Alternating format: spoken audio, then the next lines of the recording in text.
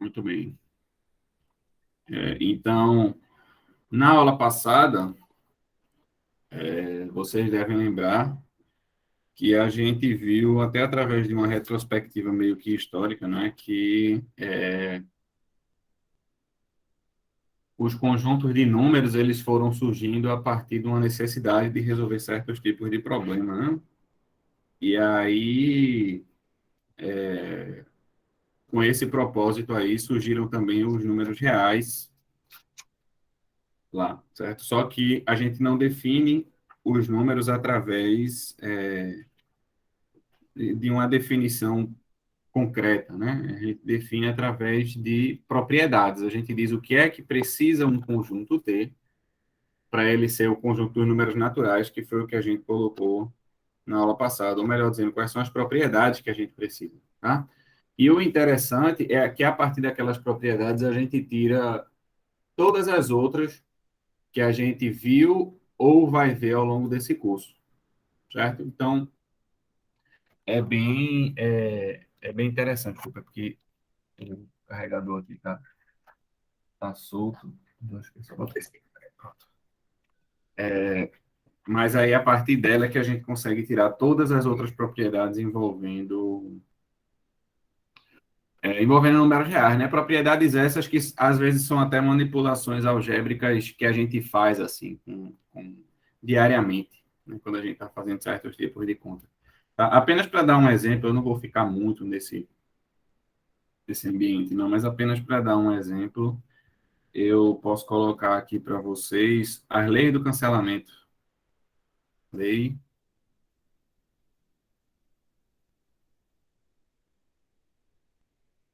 do cancelamento, por exemplo. A lei do cancelamento é um exemplo dessas propriedades que a gente usa diariamente, certo? E diariamente eu digo quem faz coisas com matemática, né, que precisa de alguma conta, equações e coisas do tipo, a pessoa sempre usa a lei do cancelamento. Que é uma lei bastante simples, né, e uma lei que vocês conhecem. Ela diz o seguinte: ela diz que se você tem uma soma de números reais aqui, eu tenho x somado com z, e eu sei que x somado com z é igual a y somado com z. Então, o que a lei do cancelamento me diz é o seguinte: ela me diz que eu posso cortar, né, z com z, e a partir dessa afirmação acerca da igualdade dessas somas, eu posso concluir que x é igual a y. Certo? Então, a lei do cancelamento diz que sempre que x mais z for igual a y mais z, então x é igual a y. Então, essa é a lei do cancelamento, né, que vocês já devem conhecer. E a gente geralmente usa esse tipo de coisa, né? Mas a questão é que ela não estava dentro das propriedades que a gente viu, que definem os números reais, tá certo? Então, a gente precisa verificar que essa propriedade é uma realidade, é algo que a gente pode fazer quando a gente está trabalhando com números reais, porque números reais têm propriedades que os definem.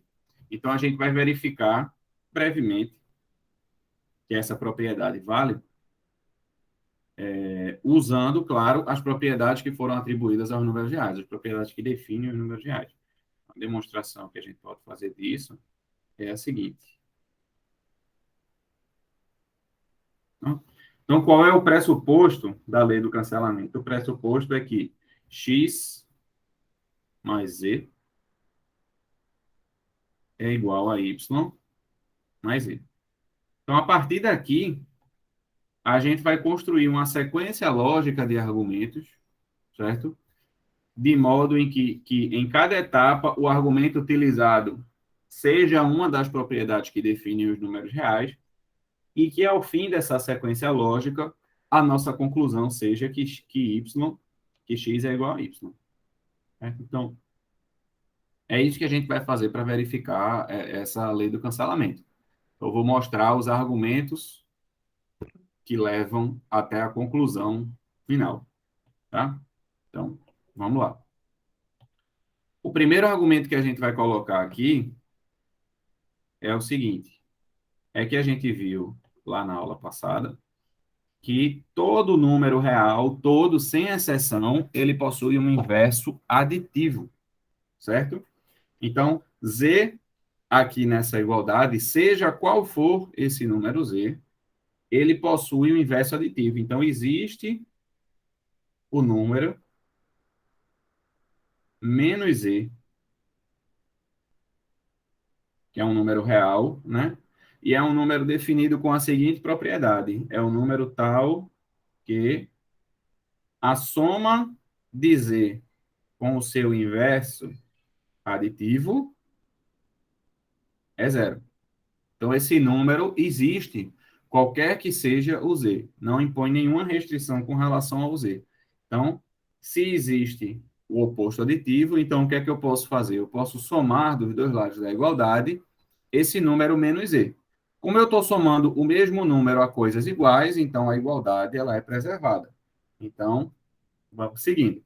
Vou somar dos dois lados da igualdade esse número menos z. Então, aqui vai o nosso primeiro passo. Então, ao resultado da soma de x mais z, eu vou somar o número menos z do lado esquerdo. E ao resultado da soma y mais z, eu vou somar o número menos z. Certo? Então, esse foi o nosso primeiro passo. Feito isso, o que é que a gente pode fazer aqui? Qual a propriedade dos números reais que a gente pode utilizar aqui? A gente vai utilizar o fato de que a soma de números reais é uma operação associativa.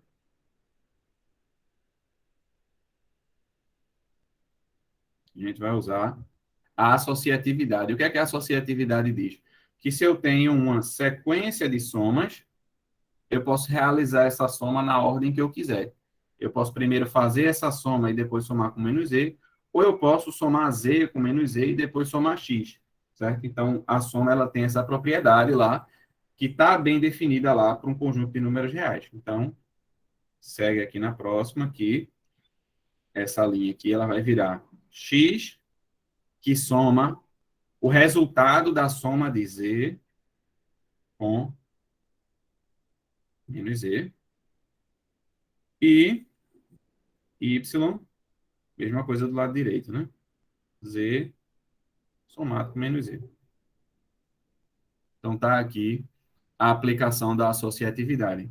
Aí daqui, o que é que a gente usa? Bem, a gente já colocou essa propriedade, então não vou colocar de novo, né? Mas que o inverso aditivo, ele é aquele que eu somo e dá zero, né? É a propriedade que define o inverso aditivo. Então, vamos aplicar essa propriedade mais uma vez, fazendo com que do lado esquerdo a gente tenha x mais o resultado da soma, que agora é zero, é igual a y, mais o resultado da soma, que é zero. E aqui, por último, a gente vai usar a última propriedade que a gente precisa para verificar a lei do cancelamento, que é a questão do elemento neutro, né? Que existe um elemento neutro, né? Um número zero, que ele tem a propriedade de não alterar a soma, né? Então, existe um elemento neutro da soma, um número real, tal, que se eu somo esse número real com qualquer número x, o resultado é o próprio x. Ele não mexe, ele não faz nada quando a gente soma, né? O elemento neutro da adição. E aí, quando a gente observa esse detalhe aqui e aplica tanto do lado esquerdo quanto do lado direito da igualdade, a gente ganha que x é igual a y. Certo? Então, com isso, a gente termina, né, a nossa demonstração. A gente foi, a partir das propriedades que definem os números reais, construindo a cadeia argumentativa para comprovar que a gente pode, de fato, cancelar o z com z. Agora, por que é importante a gente fazer essa continha aqui? Né? Por que eu fiz questão de fazer? Porque muitas vezes a gente se depara com várias situações em que a gente aplica certos cancelamentos, certo? É comum acontecer isso. Assim como é comum que essa coisa seja feita da maneira errada por muitas pessoas. Então, eu me deparo semestralmente com pessoas que fazem certos cancelamentos, fazem certas simplificações nas suas contas que não fazem sentido. E por que é que as pessoas fazem isso? As pessoas fazem isso porque elas não entendem de onde vem aquele cancelamento. Elas não entendem por que é que aquele cancelamento pode ou não ser feito, certo? Então, quando eu falo assim, ó, se tiver Z somando do lado direito e Z somando do lado esquerdo, eu cancelo Z com Z, você precisa manter a calma aí para você não acabar cortando coisas que não podem cortar, certo? Então, por exemplo, se eu tivesse com a seguinte conta, se eu tivesse com algo que fosse assim,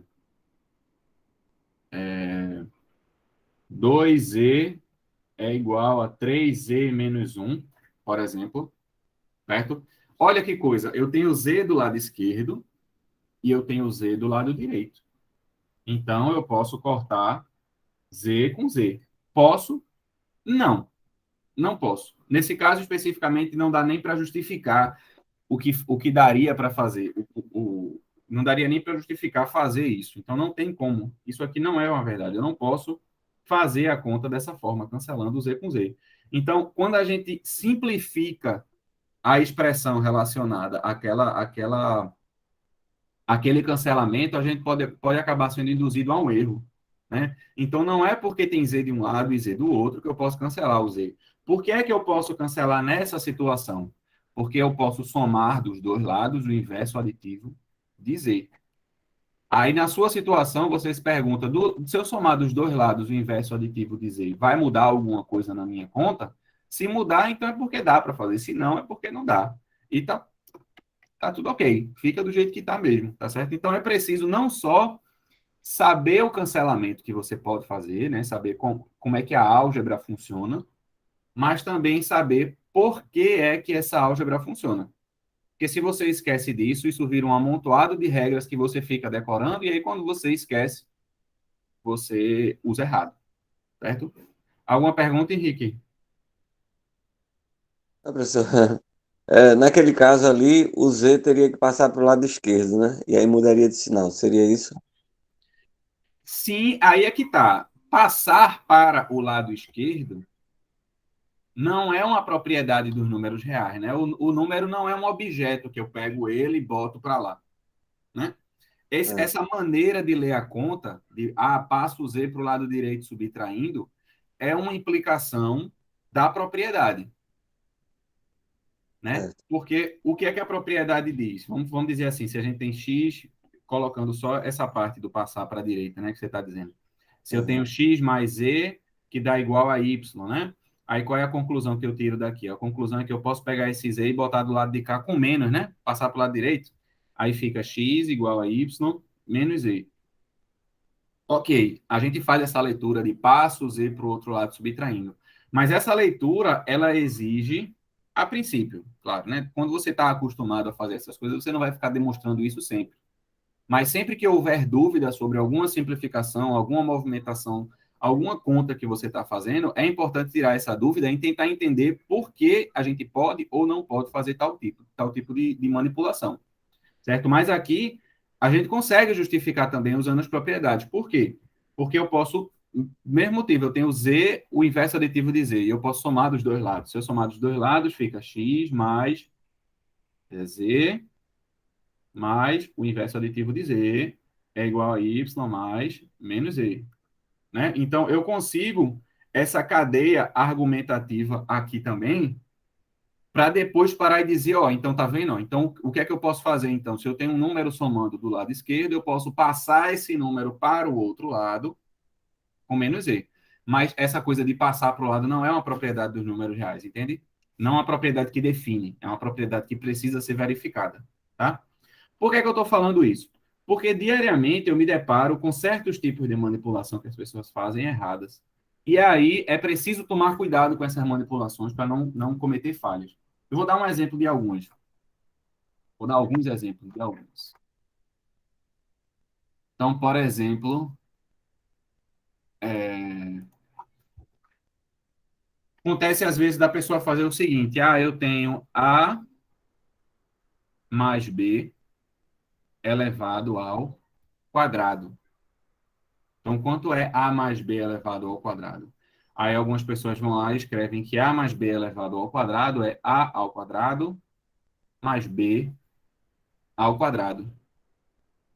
Né? E aí, vocês acham que isso está certo?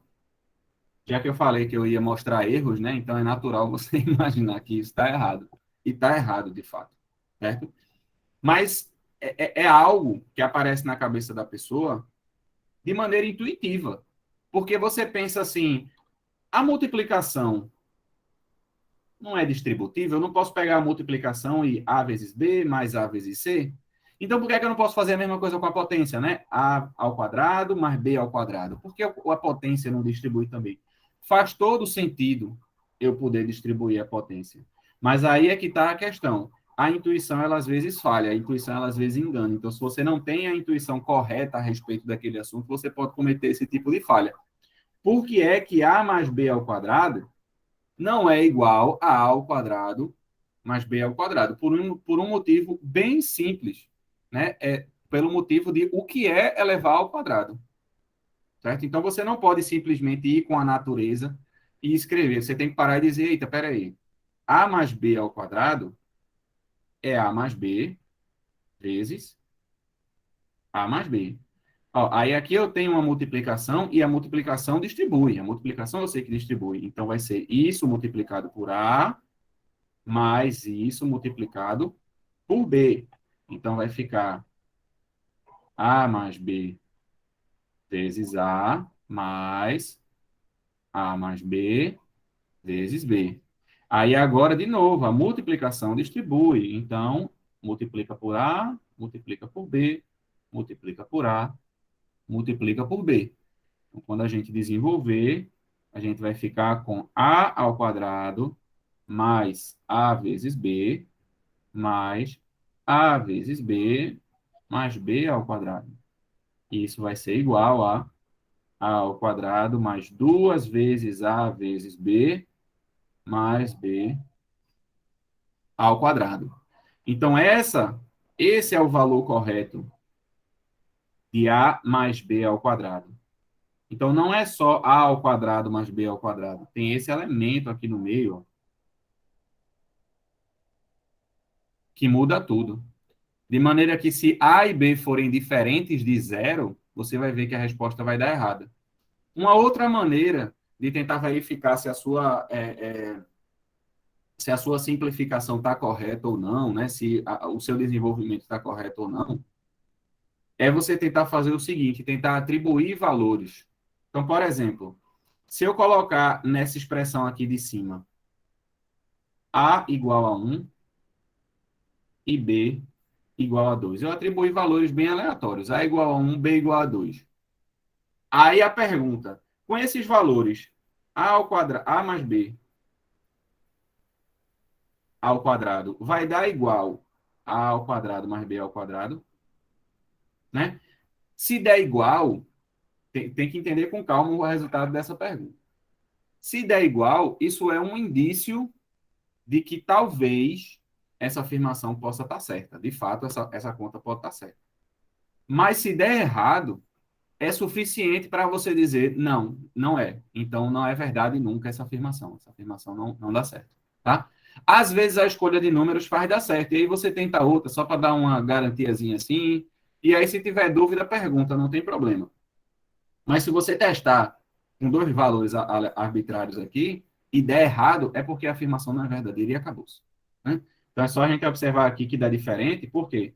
Porque A mais B ao quadrado é 1 mais 2 ao quadrado, que é 3 ao quadrado, que é 9.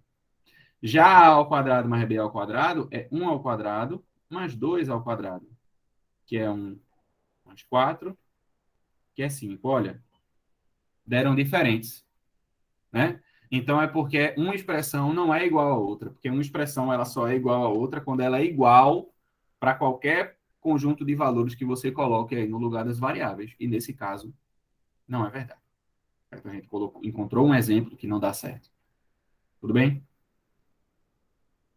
Outra coisa que eu já vi bastante também, né? Eu vou colocar aqui só para ressaltar, é a questão da raiz quadrada, né? Muita gente faz isso aqui, ó. Raiz de A mais B é igual a raiz de A mais raiz de B.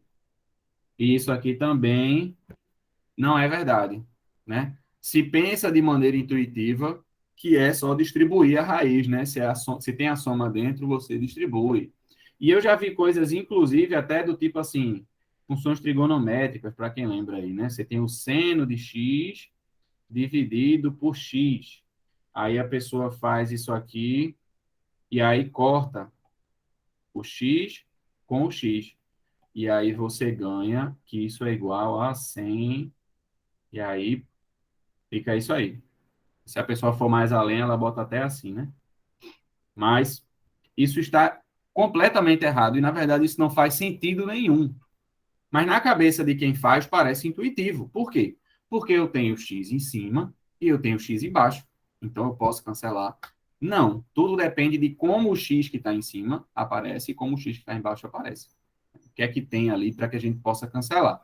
Se a gente não tem as condições necessárias e a gente não sabe essas condições necessárias, a gente vai ter problemas e vai acabar cometendo um erro. Ah, meu Deus. Alguém errou. Certo? Alguém tem alguma dúvida? Alguém tem alguma pergunta? Aproveitem, viu? Então vamos seguir. Antes de falar propriamente de funções, eu queria só terminar mais com algumas definições, na verdade, mais notação, assim, relacionada a conjunto de números reais, para que a gente consiga trabalhar melhor nas próximas aulas, certo? Então, a primeira é a questão dos intervalos reais. Na verdade, é a notação de intervalo. Aqui é uma notação para tratar de intervalos da reta. Notação de intervalo.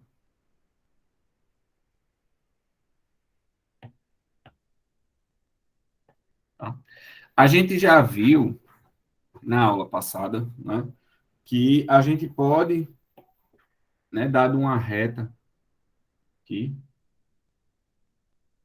né, a gente consegue uma associação entre cada número real e um ponto dessa reta, né? E essa associação a gente usualmente chama de da reta real, né? Certo? E aí, nesse sentido, a notação de intervalo ela serve para que a gente possa se referir na reta real a subconjuntos desse tipo aqui, como eu vou colocar aqui em vermelho, né?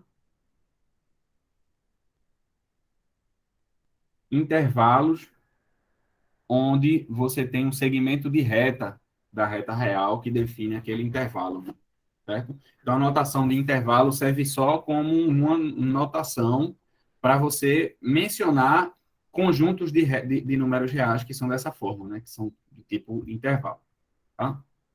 Então, e existem alguns tipos de intervalos que a gente trata, né? O primeiro tipo de intervalo são chamados intervalos fechados,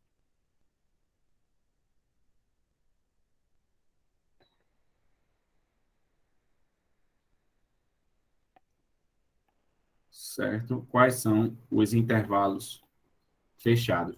Os intervalos fechados são aqueles que são definidos por segmento de reta, como todo intervalo, onde você inclui dentro desse subconjunto os extremos do segmento de reta. Então, seria mais ou menos um intervalo fechado, seria um segmentozinho aqui da reta real, com início em um número A, término em um número B aqui, certo? Mas englobando todos esses números, incluindo os números A e B, certo? Então, é fechado nesse sentido, como se você estivesse pensando assim, que o intervalo é fechado, né? Ele é um segmento, né? Aí você tem os extremos do segmento, né? Que são as barreiras lá do segmento. E aí o intervalo fechado, ele inclui essas barreiras no extremo, tá? Então, A notação para se referir a esse tipo de conjunto é o seguinte: a gente bota um colchete, primeiro número, o início do intervalo, segundo número, fecha o colchete, certo? Então, o colchete, ele vai indicar que se trata de um intervalo fechado, certo?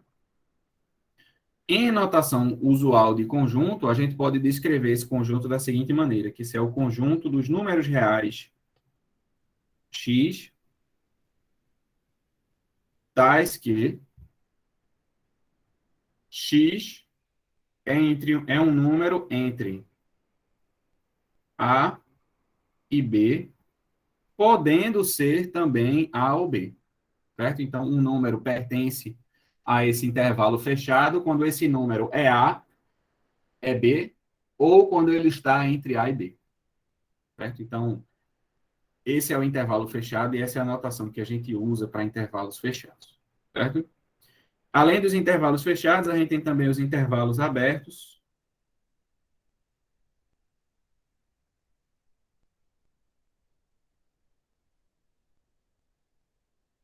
certo? E os intervalos abertos, eles são intervalos iguais aos intervalos fechados, só que ao invés de incluir os extremos, a gente não inclui os extremos.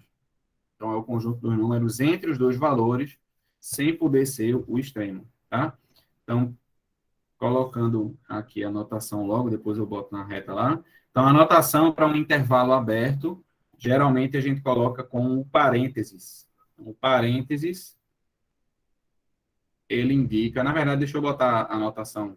Geralmente no ensino médio a gente vê essa anotação aqui, eu não sei se vocês chegaram a ver, eu vi assim, que é o colchete, só que virado para o outro lado, né? Quando é assim, é fechado, quando vira para o outro lado, é aberto. Então, no caso aqui do intervalo AB aberto, né, a gente podia colocar assim, A, B, e o colchete apontando para fora, né? Essa anotação indica que o intervalo é aberto. Mas é muito comum você encontrar uma outra anotação também nos livros, que é a seguinte: ao invés de usar esse colchete para fora, você usar o parênteses. A, B. Aí o parênteses ele está indicando que o intervalo é aberto. O colchete é fechado, parêntese é aberto. Tá? São duas notações diferentes que dependem do livro que você estiver trabalhando, mas que vão dizer a mesma coisa, certo? Então, o que define o intervalo aberto, né, usando a notação usual de conjunto, é o conjunto dos números reais, tais que x está entre A e B, mas x, naturalmente, não pode ser nem A nem B, para que o intervalo seja aberto. Tá? Então, esse é o conjunto. Né? O intervalo aberto é o segmento sem os extremos. Usualmente, a gente costuma colocar na reta, né, a versão diagramada do intervalo aberto, é você colocar dessa forma aqui. Você marca aqui o segmento, começa em A, começa em B, e aí é esse conjunto de números aqui entre A e B, mas aí ao invés de botar uma bolinha fechada, ou um pontinho aqui no lugar de A e de B, a gente bota essa bola aberta, né? Essa bola sem estar preenchida, para indicar justamente que você está excluindo do segmento as extremidades. Então, é uma maneira diagramática de visualizar um intervalo aberto. Certo? Só que intervalos abertos têm uns tipos diferentes também. Tá? Tem também os intervalos abertos, não limitados, que é o caso desses intervalos aqui. Aí eu vou colocar só usando a anotação do parênteses, porque para simplificar, porque eu vou usar mais ela mesmo, e aí, mas a gente podia usar essa anotação aqui do colchete para fora do mesmo jeito, para tratar desses conjuntos. Né? O primeiro é o conjunto aqui que vai de menos infinito até B, e a gente tem esse outro aqui, que vai de A até mais infinito, tá? É preciso só fazer uma ressalva sobre esse símbolo, certo? Porque esse símbolo, ele gera muita fantasia na cabeça das pessoas que estão começando a aprender matemática e começam a divagar sobre o assunto, tá? Mas esse símbolo aí, ele está colocado aí apenas para dizer que é todos os números antes de B, certo? É como se você pegasse o extremo lá, o início do intervalo, e ao invés de ter um ponto que faz isso, não, ele não tem, é todo mundo para trás de B, na reta real, tá? A definição desses conjuntos é a seguinte: o primeiro é o conjunto dos números reais menores do que B, então x é menor do que B, então na reta, isso seria esse conjunto aqui, né, que vai, aqui está o B, aberto, porque ele não faz parte do conjunto, e todo mundo aqui de B para trás, certo? E o outro é o conjunto dos números maiores que A. Então, esse mais infinito aí, ele está indicando a você que não vai ter um B no final, ele vai até por todos os números que são maiores do que A. Então, isso é uma mera anotação.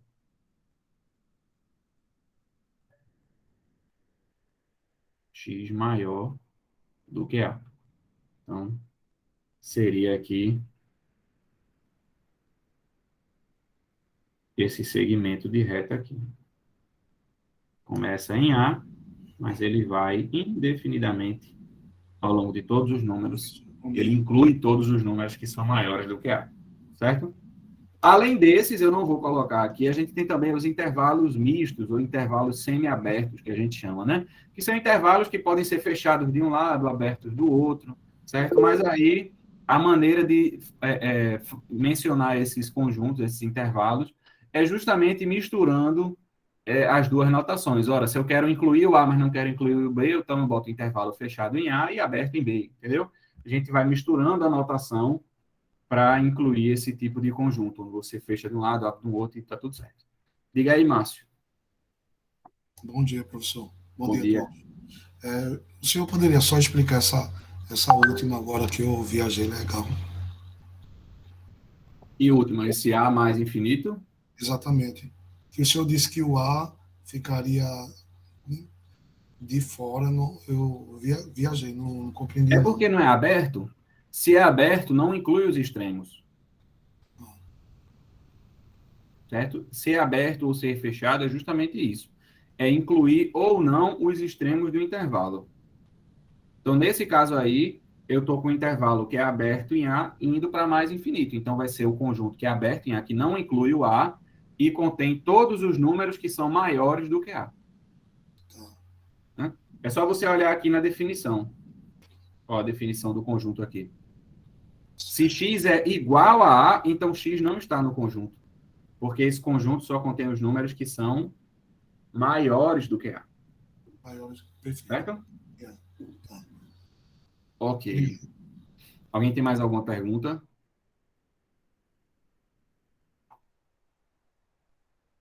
Então, vamos seguindo.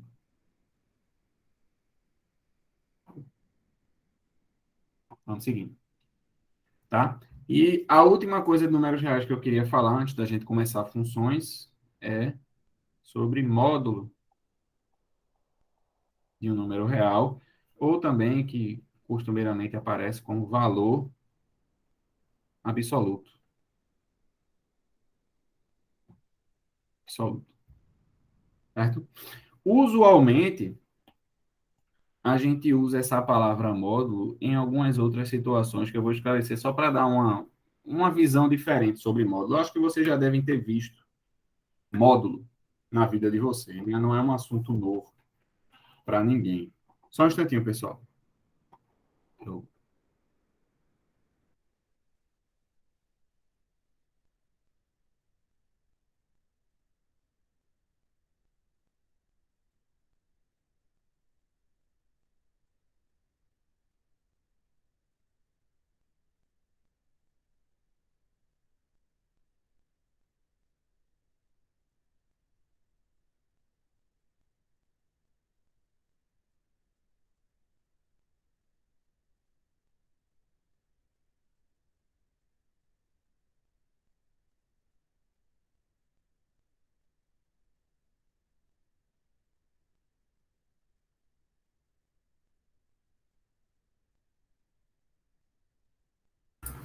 Oi, pessoal, voltei.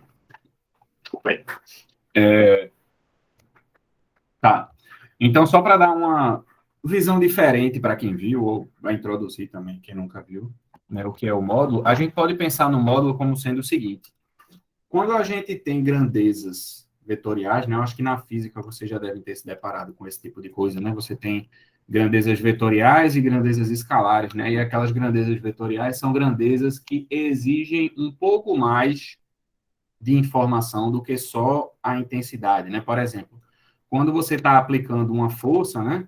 Você não pode dizer simplesmente quanta força você está colocando ali. Você precisa indicar também para onde essa força está levando o seu objeto, né? Para que lado você está aplicando essa força? Como você está aplicando essa força? Mesma coisa com relação à velocidade, né? Se você tem um carro que se desloca a 4 quilômetros por hora, essa informação por si só, ela não diz quase nada.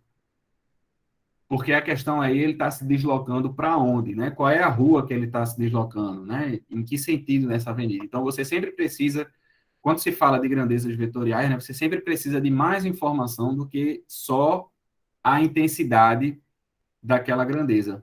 Então, você não vai dizer, você vai dizer assim, ó, ele está indo a 60 quilômetros por hora de Recife a Caruaru, entendeu? Você vai dar alguma informação que permita que se diga está indo na velocidade, naquela direção e naquele sentido. Então, você precisa de intensidade, né, direção e sentido daquelas coisas. Então, assim, grandezas vetoriais, eles têm essa propriedade de precisar de mais informações. E o que é que isso tem a ver com o módulo? Isso tem a ver porque, às vezes, para alguns problemas, a gente já sabe como é que aquela força está sendo aplicada, a gente já sabe qual é o sentido daquele movimento. Então, na verdade, a gente está interessado só, na verdade, na intensidade da coisa, certo? E aí, quando a gente fala em intensidade de uma grandeza vetorial, o que a gente está falando é de módulo, certo? Então, módulo, para a gente, é intensidade. O módulo de uma força é a intensidade daquela força. O módulo de uma velocidade é a intensidade, é o que de fato aparece lá no visor do carro, que é aquele númerozinho ali, sem mais informações, certo? Então, o módulo de um número é a intensidade daquele número, certo? E assim, como todas essas grandezas vetoriais que eu falei, né? Essa questão de intensidade, ela não é colocada de maneira que possa ser negativa, tá? Até em alguns problemas a gente se depara, às vezes, né, com, sei lá, você tem a velocidade de um objeto e você tem um sentido que você define para a trajetória, né? E aí você diz assim, quando o movimento é na mesma direção, é no mesmo sentido que a trajetória, a velocidade é positiva, quando é por outro lado é negativa. Veja, isso é uma mera questão técnica para tratar o problema com um pouco mais de precisão, mas na prática, a velocidade é a velocidade. O velocímetro do seu carro, ele não indica velocidades negativas, né? Tudo isso para dizer o quê? Que intensidade, ela é sempre positiva. Então, o módulo de um número real, assim como a intensidade de uma força, a intensidade de uma velocidade, ela vai ser sempre um número positivo, certo? Então, em que sentido a gente pode pensar essa intensidade de um número real, o módulo de um número real? A gente vai pensar da seguinte maneira. Se eu tenho aqui a reta real, certo? Eu tenho sempre uma origem que eu defino aqui na reta real para a gente poder começar, para a gente ter uma referência, certo? E o que seria o módulo de um número x?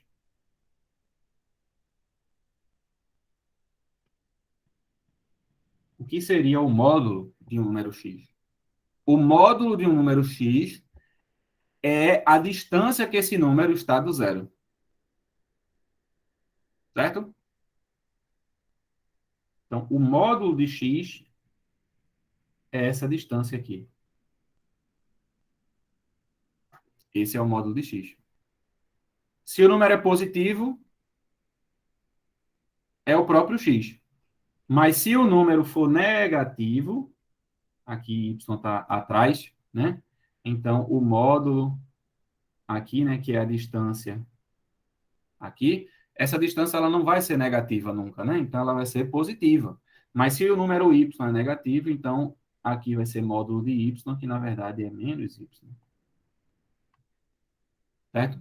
Então, o módulo de um número é o quão grande esse número é, no sentido de o quão grande ele está afastado da origem na reta real. Certo? Formalmente, como é que isso se escreve? Como é que isso se coloca? Então, o módulo de um número real x é x quando x é positivo e menos x quando x é negativo. Simples assim. Certo? Esse é o módulo de número real.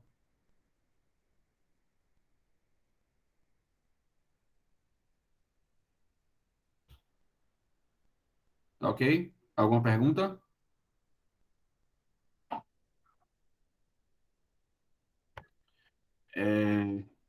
Então, só alguns exemplos. Por exemplo, como é que eu avalio usando essa expressão? Qual é o módulo de um número, né?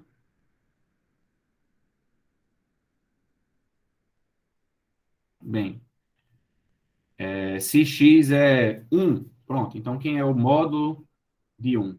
Então, o que é que você vai se perguntar na sua cabeça? O que é que está dentro do módulo? É um número positivo ou um número negativo? Como é um número positivo, que é 1, então o módulo é ele mesmo. O módulo de 1 é 1. O módulo de 7 é 7. O módulo de π é o próprio π. Então, sempre que um número é positivo, o módulo desse número é o próprio número. Certo? Mas, se o número é negativo, então quanto é o módulo de menos 1? O módulo de menos 1 é menos 1. Aí vem aquela coisa, né? O que é que você vai se perguntar na hora de responder? O que é que está dentro do módulo? É um número positivo ou é negativo? É um número negativo. Então, se ele é negativo, o módulo é o inverso dele, que é 1. Então, quem é o módulo de menos 7? Seria menos 7, que é 7. Quem é o módulo de menos π? É menos π, que é π. E aí eu pergunto a vocês, quem é o módulo de menos a?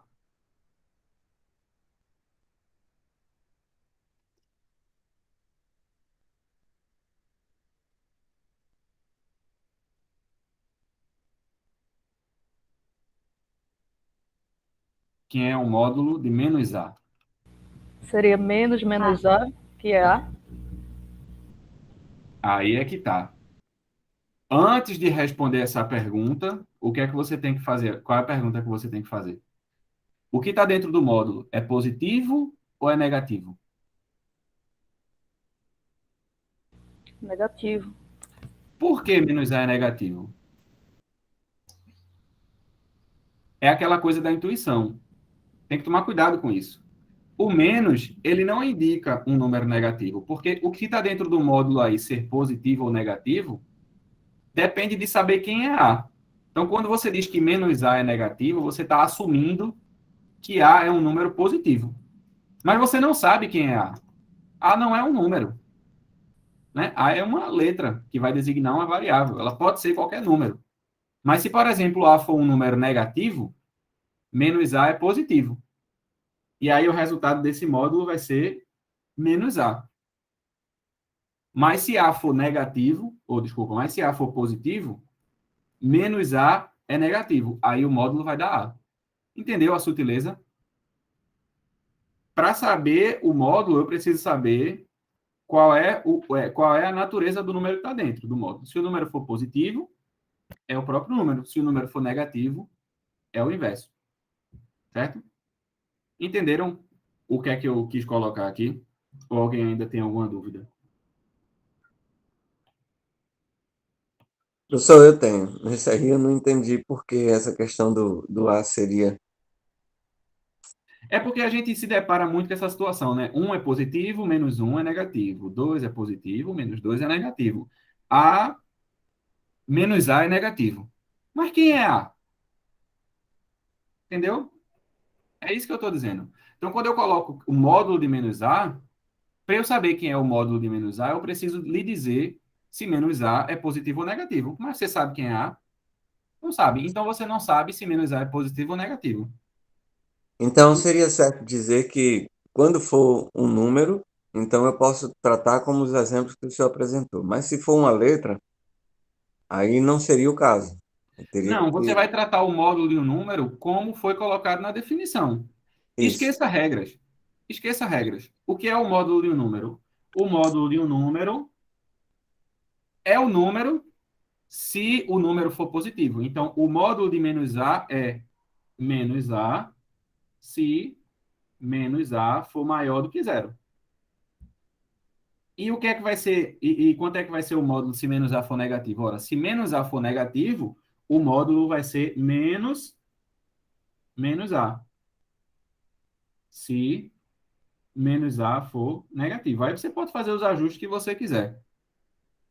Né? Mas a definição de módulo é essa. O módulo de qualquer coisa é qualquer coisa, se qualquer coisa for positivo, ou é menos qualquer coisa, se qualquer coisa for negativo.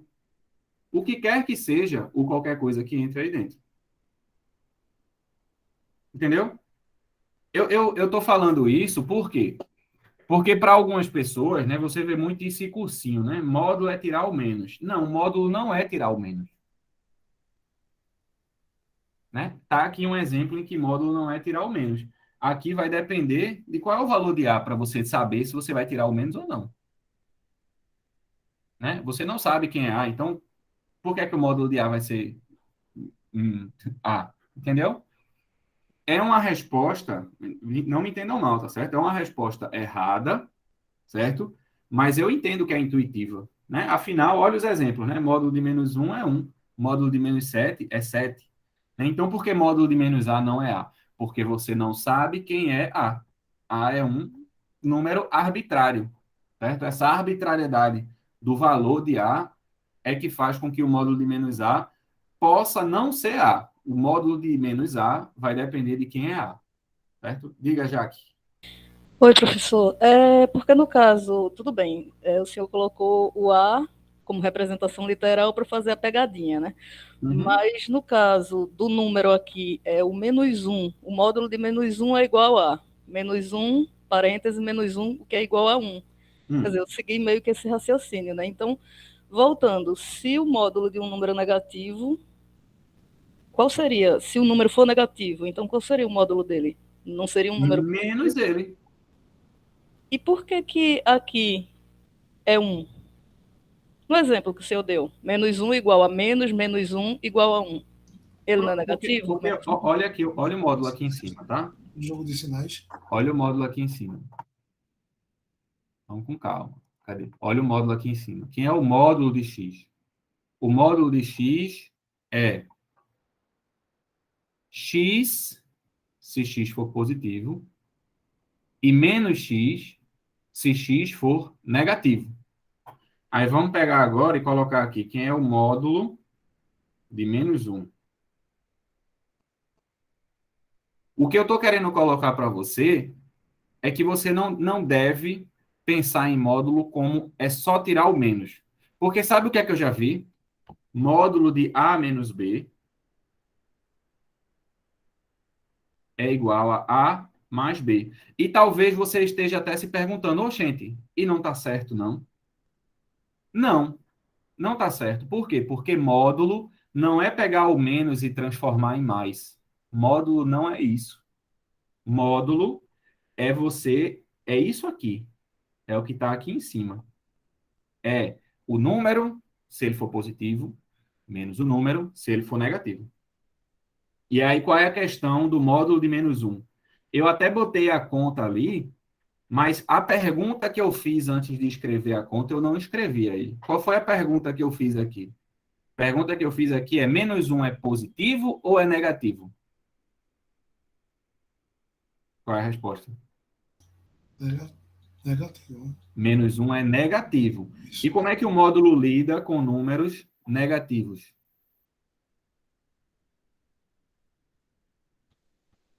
Quando o número é negativo, o módulo é menos o número. Então, não tem menos 1? Se menos 1 é negativo, o módulo é menos 1. Mas, opa, menos 1 é 1.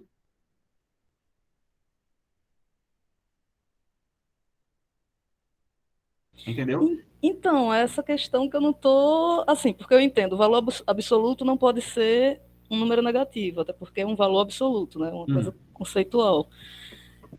Aí vem para a parte literal, porque eu sou péssima em álgebra, eu entendo mais número. Mas não repita muito isso não, porque você absorve, e a ideia da aula é fazer você deixar de ser péssima nas coisas, né? A ideia de estudar é exatamente essa. Sim, Então, sim. quando você assume que é péssima dessa forma, você está dizendo assim, ó, eu sou péssima, vamos pular as partes que envolvem... Não, ao contrário, né?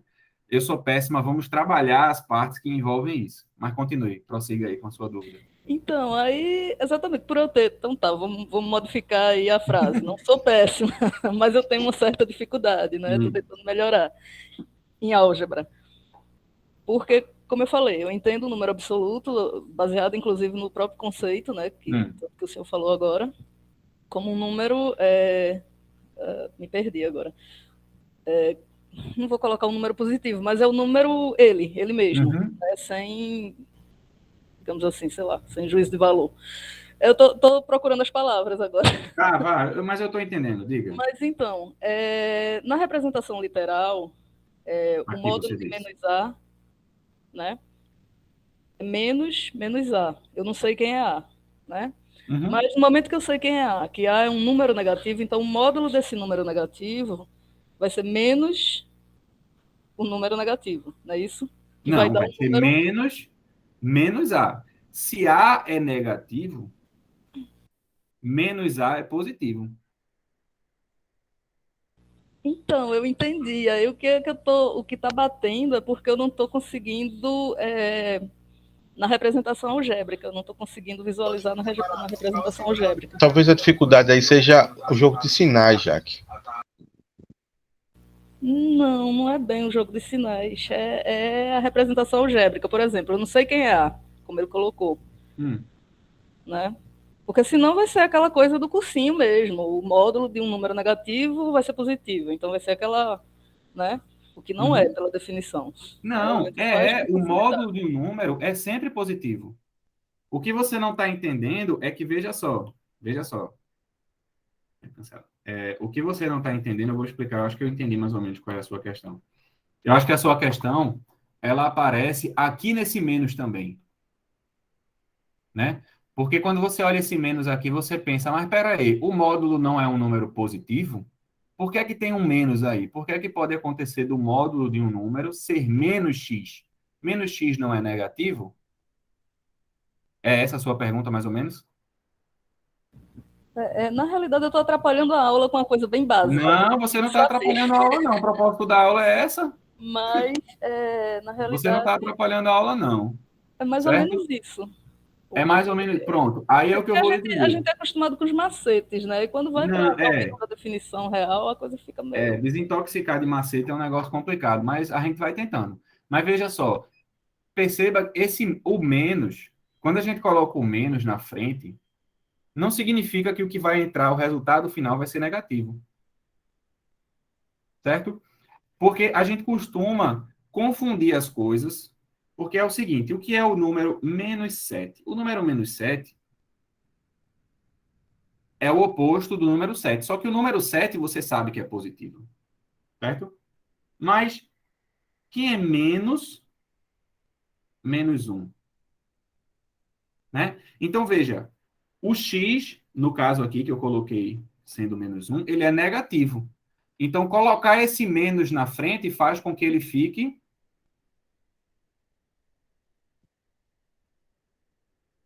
Positivo. positivo, Positivo. né? Só que veja só, no módulo, quando é que eu vou colocar esse menos na frente? É exatamente quando o x for negativo. Então, quando o x for negativo, o resultado do módulo é menos x. Mas aí absorva, x é negativo, menos x é positivo. Então, o resultado dessa conta aqui, independente da situação, ele vai ser sempre positivo, sim. vai ser a intensidade daquele número real. Vai seguir a metáfora que eu estou dizendo, né? De que o módulo de um número é a distância desse número até o zero, né? Quem é o módulo de menos 1? Aí você vai olhar aqui na reta real, eita, ó, menos 1 está aqui. Qual é esse comprimento aqui? Esse comprimento é exatamente 1. Então, o módulo de menos 1 é 1. De fato, é um número positivo. Entendeu? Então, aí o que atrapalhou o meu raciocínio nesse caso foi porque, quando você colocou o módulo de menos A e perguntou quem é o módulo de menos A. E, inclusive, eu que respondi, né? Menos menos A igual a A. Mas aí foi quando você Pronto. falou. Mas É quem por é A? isso. Eu não posso dizer que é positivo se eu não sei quem é A. Pronto, aí foi isso. Exato. Não, mas veja, o que você pode dizer é que o módulo de menos A vai ser positivo, sim. Sempre, porque o módulo é sempre positivo. Não importa o que aconteça, o módulo é positivo. Mas qual é a questão da literalidade da coisa aqui? A questão da literalidade da coisa é que você não sabe quem é A.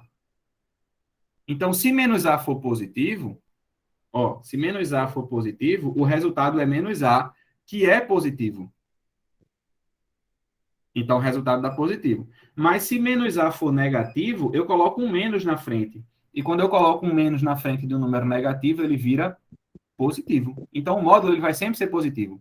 A questão é saber qual dessas expressões vai representar corretamente o módulo de menos A, depende de você saber quem é o valor de menos A. Qual é o valor de A. Entendeu? Acho que sim, acho que eu preciso estudar mais. É porque a questão é puramente literal, porque no momento que eu jogo para o número, eu entendo, mas quando eu vou para a álgebra, aí dificulta. Porque então, aí eu lhe perguntaria, em que momento, e a pergunta realmente eu já tenho até a resposta, seria uma pergunta retórica, né? Em que momento, eu sabendo quem é A, ele vai ser negativo? Em momento algum, porque o módulo sempre vai ser positivo, né? Sim, o módulo vai ser positivo. Mas, por exemplo, se eu sei que A é igual a 1, quem é o módulo de menos A? 1. Se A é 1, menos A é menos 1. E o módulo de menos 1 é 1. Mas se A for negativo, se A é menos 2, então quem é o módulo de menos A? Se A é menos 2, o módulo de menos A é o módulo de menos 2, que é 2. Menos A é 2, módulo de 2 é 2, né? Fica módulo de 2, que é 2. Entendeu? Então, nesse caso aqui, deu menos A. No outro caso, deu A. Quando A é positivo, dá A. Certo? Diga aí, tinha outras perguntas aí. Quem mandou mais perguntas? Eu acho que foi. Quando vocês fizerem perguntas, podem deixar a mão levantada, porque aparece uma lista daqui na ordem que a pessoa levantou. Eu acho que foi a Denildo que fez, a Denaildo que fez a primeira, depois foi Henrique. Professor, no caso, o módulo pode ser para facilitar para a gente a relação com velocidade, aquele esquema de que se um carro ele impõe uma velocidade numa marcha primeira, ele está obtendo uma velocidade para frente. Mas é uma velocidade. E se ele botar a marcha reta, está desenvolvendo uma velocidade que também é uma velocidade. Também é uma velocidade. O corpo está se movendo tantos quilômetros por segundo. Não tem o negativo, ele serve de referência para alguns problemas físicos, mas ele está se deslocando para algum lugar, no fim das contas. Né? Não, no velocímetro não vai aparecer a velocidade negativa, não. Né? Mas okay, é como obrigado. Se fosse isso mesmo. Diga aí, Henrique. Professor, nesse conceito de A, seria, para entender, seria a mesma coisa de X que o senhor colocou ali, né? Sim. Eu primeiro preciso identificar quem é esse número, né? Para depois responder, exato. Não sei se eu estou entendendo o que o senhor quis apresentar para a gente nesse exemplo, né? Eu primeiro preciso, independente do número que apareça ali, se aparecer, se for qualquer número, eu tenho que saber quem é esse número, né? Uhum. Esse caso de A é a representação de X, né? Seria isso? Entendeu? Eu preciso saber quem é isso aí. Se for negativo, aí eu uso essa fórmula aí de menos, né? Para que ele se torne positivo de alguma forma, né? Isso. Acho que entendi. Obrigado, professor. Entendeu? Diga aí, Lady. Bom dia, professor. Bom No dia. caso, se A for um número positivo, o módulo dele vai ser igual. Mas se ele for negativo, ele vai ser o inverso. Ou, por exemplo, se dentro desse colchete ele for positivo, no caso, ele vai negativo quando a gente for dar a resposta? Tente esquecer essa coisa de positivo ou negativo. Você sabe o valor de A, coloque o valor de A e aplique o que é o módulo. O que está dentro do módulo é positivo ou negativo? Entendeu? O que eu estou colocando aqui é que o módulo, ele não é simplesmente tirar o menos, certo? Não é simplesmente tirar o menos. Você tem que entender que o módulo é a intensidade daquele número, né? No sentido que eu coloquei aqui à frente. Então, quando você sabe qual é o número, né? Quando você sabe qual é o número, você coloca baseado na definição. E o efeito nesse contexto acaba sendo de você tirar o menos da frente. Mas você tem que tomar cuidado que você precisa saber qual é o número, certo? Então, o módulo de menos A não é A. Você não vai só tirar o menos. Porque se A for negativo, você está dizendo que o módulo de menos A é negativo. Entendeu? O módulo ele sempre tem que dar positivo. Então, o módulo de menos A ele vai depender de qual é o valor de A. E aí, essa expressão que eu coloquei aí, ele dá essa resposta em um contexto geral. Qualquer que seja o valor de A, o módulo de menos A é menos A, se menos A for positivo, e A, se menos A for negativo. Entendi. Obrigado, professor. Tá bom? Diga aí, Rodrigo. Professor, Diga. é, é, eu entendi perfeitamente. Eu acho que o pessoal está se confundindo assim. Essa notação que está aí, que o senhor fez, né? X se X maior que zero. Eu acho que para o pessoal entender, poderia ver se invertia. É, aí, o módulo de X X menor que zero é menos X. Não sei se eu Mas é estou me porque fazendo entender. assim, mas é porque assim não se costuma colocar. Eu imaginei que Essa é a realmente fosse anotação que se. eu imaginei que fosse realmente uma anotação aí, né, de matemática fixa, mas ficaria mais fácil de entender, porque se x é menos, se x é menor que zero, né? A Menos um. questão é, módulo de Então, x é igual ao quê? Veja, a frase. Então, o que vem depois é exatamente o que é igual, e depois você coloca. Entendeu? Então, o módulo de entendi. x é x. Quando? Quando Ah, x é maior ou igual que zero. E é menos isso. x quando? Quando x é menor que zero, entendeu? Então, esse Não, eu parênteses eu entendi tenho colocado aí para indicar direto o quanto vai dar o módulo de x. E depois, Aham, o quando é que vai dar aquele valor. Certo?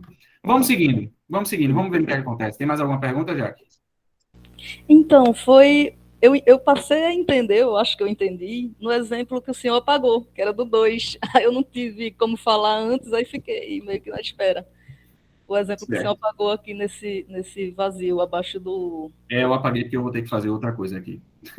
Eu Mas não, tem problema não, não se preocupe mas não. eu Depois entendi eu vou mais ou botar. menos por ali, que tipo, era como se estivesse sendo a leitura de trás para frente, para eu saber quem era o número, se era negativo ou positivo. Eu Uhum. acho que eu entendi por aí. Mas assim, o senhor vai disponibilizar esses slides, alguma coisa assim? Eu vou colocar depois Tudo junto bem, com a aula, obrigada, então. tá?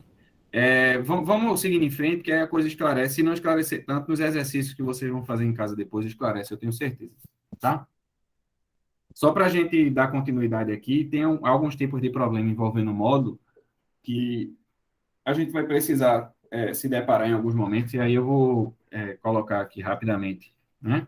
Porque, beleza, sabemos qual é o número, tá certo? Sabendo qual é o número, a gente pode resolver algumas equações envolvendo o módulo.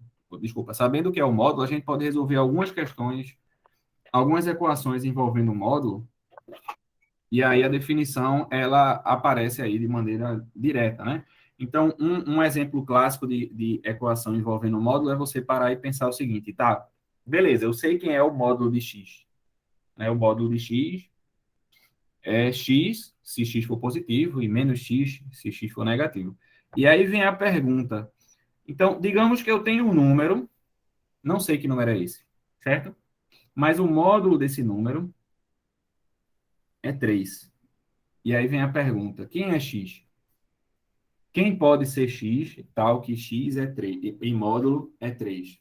Quais são os números que têm módulo igual a 3?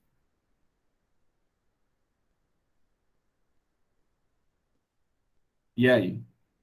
Pensando na ideia por trás do módulo, né? Esqueça a definição ali em cima. Quem seriam os números que o módulo é 3? 3 e menos 3? 3 e menos 3, exato. Né? Só existem esses dois números cujo módulo é 3. Né? Seguindo da definição, a gente sabe que o módulo de x é x, se x for positivo, aí nesse caso x é 3, ou o módulo de x é menos x, se x for negativo. E aí nesse caso, menos x é 3, x é menos 3. Então essas são as duas possibilidades aí de número que resolvem essa equação. Ou x é 3 ou x é menos 3. Para resolver essa equação de maneira mais organizada, né, geralmente a gente coloca assim: se o módulo de x é 3, então é porque a gente tem duas possibilidades para x, né, direto, né? X é 3 ou x é menos 3. Eu coloquei aqui simplificado porque eu vou fazer mais algumas coisas aqui embaixo. Então, a gente tem essas duas possibilidades para um número. Então, se eu sei que um módulo de um número é tanto, então é porque esse número é tanto ou esse número é menos tanto.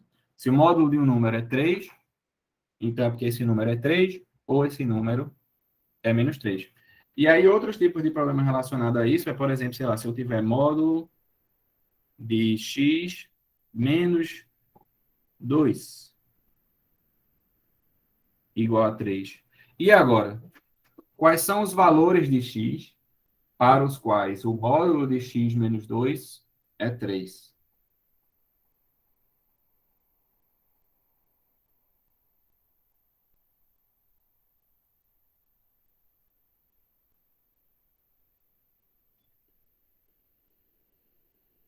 E aí?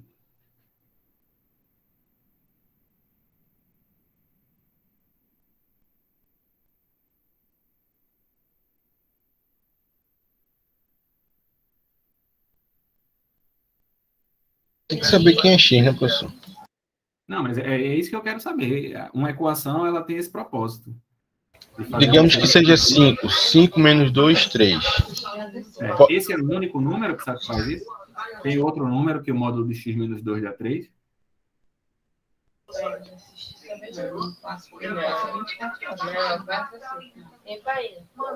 Não passo 24 horas assistindo outras coisas.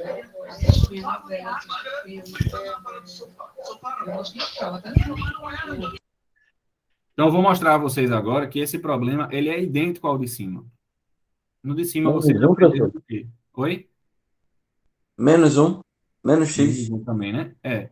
Eu vou mostrar a vocês agora que esse problema é idêntico ao de cima. Se o módulo de um número é 3, então é porque esse número é 3 ou menos 3. Agora veja o que é que a gente tem aqui embaixo. A gente tem o módulo de um número, né? E se o módulo de um número é 3, é porque esse número só pode ser quem e quem? Ou ele positivo ou ele negativo. Ou menos 3 ou mais 3. Ou é menos 3. Então, pronto. A única diferença é que o que está dentro do módulo não é só x, é uma expressão. Mas pouco importa. Se o módulo de alguma coisa é 3, então é porque alguma coisa é 3 ou alguma coisa é menos 3. E fim de papo. Certo? Então, x menos 2 é 3, aí passa o 2 para o lado direito somando, fica x igual a 5. Ou passa o 2 para a direita somando, fica x igual a menos 1.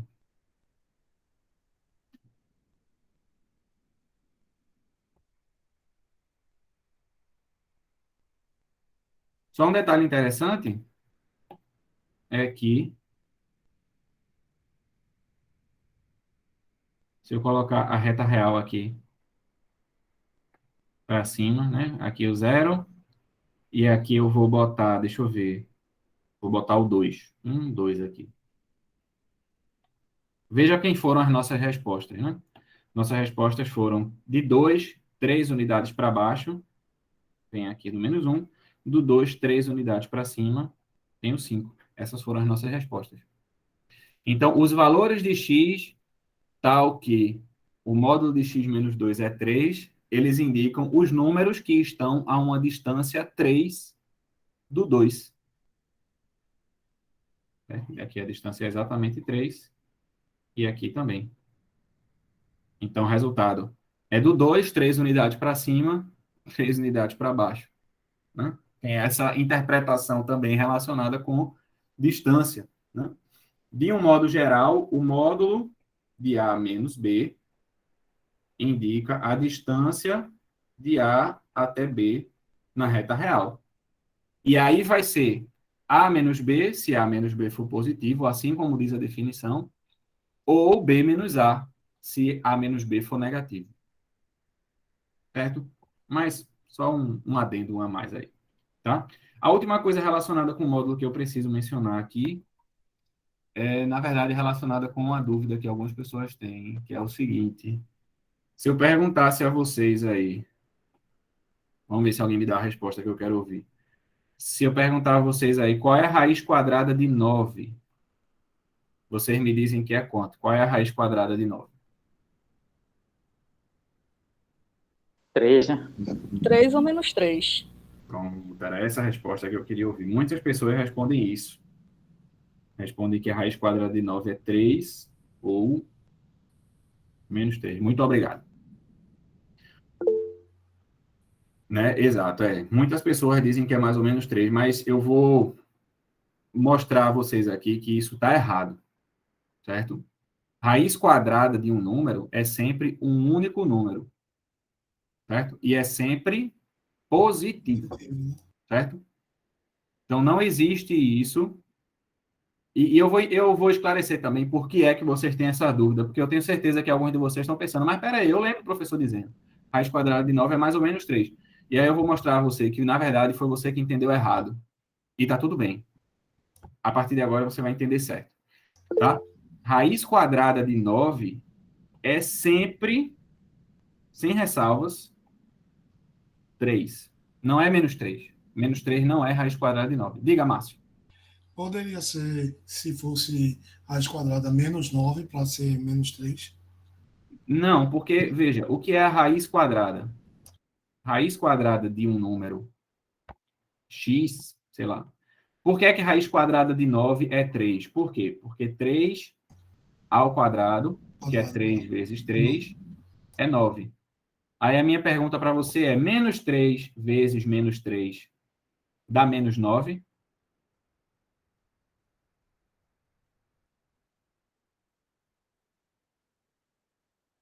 Não. Não, dá não. Não, né? Dá 9. Dá 9. Certo? Então, na prática, números negativos não têm raiz quadrada. Por quê? Porque o produto de negativos nunca vai dar negativo, né? O produto de dois números iguais nunca vai dar negativo. Se fosse raiz cúbica, aí já ganha a possibilidade em outros casos, mas raiz quadrada é sempre de número positivo, tá? Então, por que é que raiz quadrada de 9 é 3? Se menos 3 ao quadrado também é 9, porque a raiz quadrada, deixa eu botar aqui, a raiz quadrada de 9 é, por definição, o número positivo que ao quadrado resulta em 9. Entendeu? Então, a raiz quadrada de um número positivo é sempre um número positivo, por definição. Certo? Então, a raiz quadrada de 9 é 3, não é menos 3. A raiz quadrada de 4 é 2, não é menos 2. Certo? A raiz quadrada de 169 é 13, não menos 13. A raiz quadrada de 196 é 16. 16? Eu acho que é 16. E não menos 16. Certo? Então, raiz quadrada de um número positivo é sempre positivo. Mas de onde é que vem essa dúvida? Por que é que algumas pessoas respondem essa pergunta com mais ou menos 13? Eu vou explicar qual é a questão. A questão é a seguinte: existem duas perguntas diferentes que você pode fazer relacionadas a esse assunto. A primeira é: qual é a raiz quadrada de 9? E a resposta para essa pergunta a gente acabou de responder: a raiz quadrada de 9 é 3. A segunda pergunta é a seguinte: quais são os possíveis valores de x, tais que x ao quadrado é 9? A pergunta é diferente, percebeu? Percebeu a sutileza?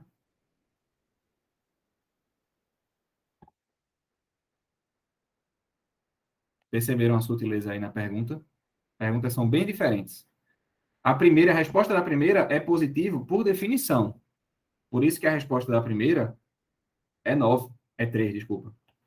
Então, a resposta aqui da primeira, vou colocar, é 3. Por quê? Porque a raiz quadrada de um número é sempre um número positivo que satisfaz essa propriedade aqui. E só existe um número positivo que satisfaz isso, que é 3. 3 ao quadrado dá 9. Porém, a segunda pergunta, ela admite mais respostas.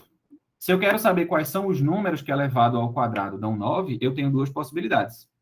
E essas possibilidades são x igual a 3 ou x igual a menos 3. Certo? Como é que a gente chega a essa conclusão sobre essa resposta, né? Como é que a gente resolve essa equação para mostrar isso? A gente faz o seguinte: a gente faz o que a gente aprendeu a fazer, né? Lá na escola, que era o quê? Tira a raiz dos dois lados, né? Tirou a raiz dos dois lados, a gente ganha que raiz de x ao quadrado igual a raiz de 9. Aí, raiz de 9 é mais ou menos 3? Não, não. É daí que vem a dúvida. É que nesse ponto, muitas pessoas já colocam, então x é mais ou menos 3, porque raiz de 9 é mais ou menos 3, errado. Raiz de 9 não é mais ou menos 3. Raiz de 9 é 3. Esse mais ou menos, ele surge do outro lado. Porque aí, o que é que muitas pessoas pensam? Que raiz de x ao quadrado é x, mas isso está errado. Nem sempre a raiz de um número ao quadrado é o número. Raiz de x ao quadrado é módulo de x. Aí sim, do lado esquerdo dá módulo de x, do lado direito dá 3, porque raiz de 9 é 3. E aí volta a pergunta: quais são os números que o módulo é 3? X igual Menos a 3. 3. Ou x igual a menos 3. É daqui que vem o mais ou menos 3, e não do fato de raiz de 9 ser mais ou menos 3. Tá certo? Então, lembre disso. Raiz quadrada de um número positivo é sempre positivo. Ah, professor, mas por que, então, que raiz de x ao quadrado é módulo de x? Então, eu vou mostrar a vocês com um exemplo. Certo?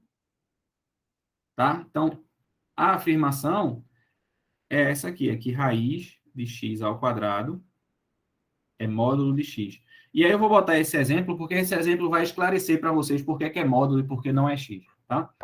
Vamos botar dois valores de x diferentes. Eu vou colocar primeiro, por exemplo, digamos que x fosse 2. Pronto, x é 2.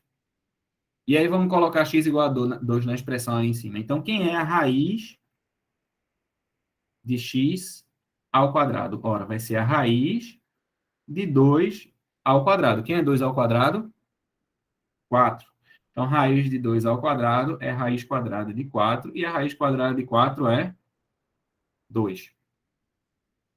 Olha aí que maravilha. Então, raiz de x ao quadrado deu x. Certo? Então, nesse caso aqui, quando eu coloquei x positivo, Raiz de x ao quadrado deu o próprio x. Mas, se eu colocar, por exemplo, x igual a menos 1, veja o que é que vai acontecer. Quanto é que vai ser raiz de x ao quadrado? Raiz de x ao quadrado vai ser raiz de menos 1 ao quadrado. Menos 1 ao quadrado é 1. Então, vai ficar raiz de 1, que é 1. Opa, mas x é menos 1. Então, o resultado deu menos x. Então, percebeu por que é que raiz de x ao quadrado não é x? Depende do valor de x. Se x for positivo, raiz de x ao quadrado é x, como aconteceu aqui. Mas se x for negativo, raiz de x ao quadrado é menos x. Entenderam?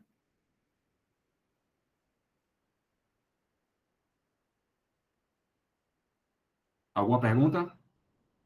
Pergunte. Atrapalha a aula o quanto precisar. E que, na verdade, isso nem é atrapalhar a aula. Certo? Então, é isso. Então, no fim das contas, o que a gente mostrou foi exatamente isso. Porque o módulo de x é isso, né? O módulo de x é x quando x é positivo e é menos x quando x for negativo. É o módulo de x. Então, raiz quadrada de x ao quadrado é o módulo de x. Certo? Então, é daí que surge essa dúvida. Lembrem, raiz quadrada de um número é sempre positivo. E raiz de x ao quadrado é módulo de x. Agora, claro, muitas vezes no problema a gente se depara com situações do tipo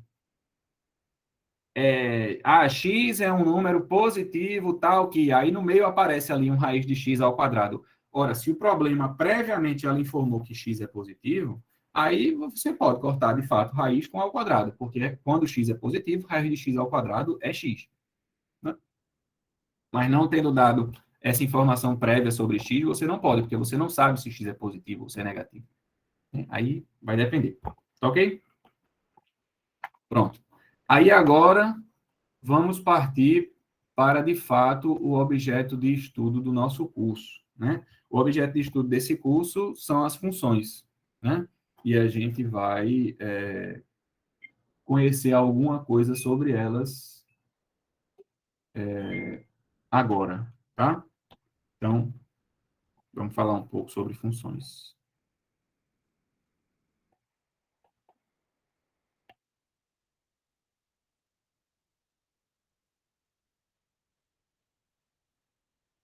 O que é uma função? Tá? Usando uma metáfora conhecida, que eu acho que vocês já devem ter visto, inclusive, tá? Uma função é uma máquina, certo? É uma máquina, é como se fosse, né, uma máquina que recebe objetos e transforma em outros, certo? Então, vou colocar aqui a minha metáfora. Aqui é a caixa, né? Essa aqui é a máquina, que ela vai receber alguns objetos daqui, e aqui vai ter a esteira na saída dos itens, certo? Então, uma função f é como se fosse uma máquina que recebe alguns objetos, processa esses objetos de alguma forma e retorna o que a máquina pode fazer com aquele objeto que foi colocado. Certo? A máquina é isso. Então, a máquina pega x e transforma x num objeto y, que usualmente a gente costuma chamar de f de x, para associar qual foi a máquina e qual foi o objeto que a gente colocou dentro da máquina. A gente colocou x dentro da máquina, então o resultado foi y. Certo? Então, uma função é isso. Tá? É uma máquina que pega coisas e transforma em outras. Tá? O conjunto de coisas que você coloca nessa máquina, né? O conjunto de coisas que você coloca nessa máquina, que você escolhe, né? Você seleciona o que é que você vai colocar na máquina, é o que a gente chama de domínio da função, certo? E o conjunto de todos os objetos que a máquina pode fazer é chamado de contradomínio. Tá? Conjunto B. E aqui, dentro desse contradomínio, você vai ter a imagem de todos os objetos que a máquina vai fazer quando você colocar os itens em A. Se você joga A dentro dessa máquina todinho, todos os itens de A, você vai ter os objetos que essa máquina de fato fez, não só o que ela pode fazer, mas os que ela fez de fato. Aí esse conjunto aqui é a imagem da sua função. Certo? Então é isso. Em essência, é isso. Uma função é uma maquininha que recebe coisas e transforma em outras. E aí tem essas coisas aí na definição da função. Formalmente, certo? Definição. Uma função de A em B. Aí aqui, né, A e B estão indicando dois subconjuntos de números reais. Certo? A gente não vai estar interessado em máquinas que transformam arame em parafuso, por exemplo. Não. O nosso interesse são máquinas que pegam um número real e transformam em outro número real, que é o que a gente vai tratar aqui, tá? Mas o conceito de função, ele abrange até coisas desse tipo, né? Até coisas mais gerais. Então, uma função de A em B, onde A e B são números reais, é uma relação, é uma maneira de relacionar os elementos de A e de B, os elementos de A com os elementos de B, né? Então, é uma relação entre os elementos de A e de B, tal que é uma relação que satisfaz certa propriedade, para que a gente tenha essa maquininha aí bem definida. Então, qual é a propriedade que essa máquina tem? A propriedade é que, para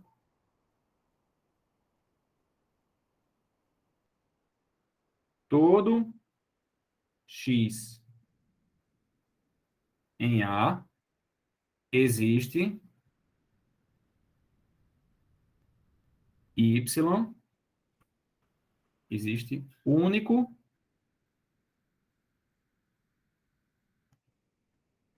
y em B relacionado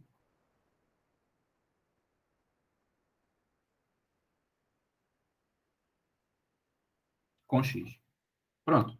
Essa é a propriedade que essa relação precisa ter para que isso seja uma função, certo?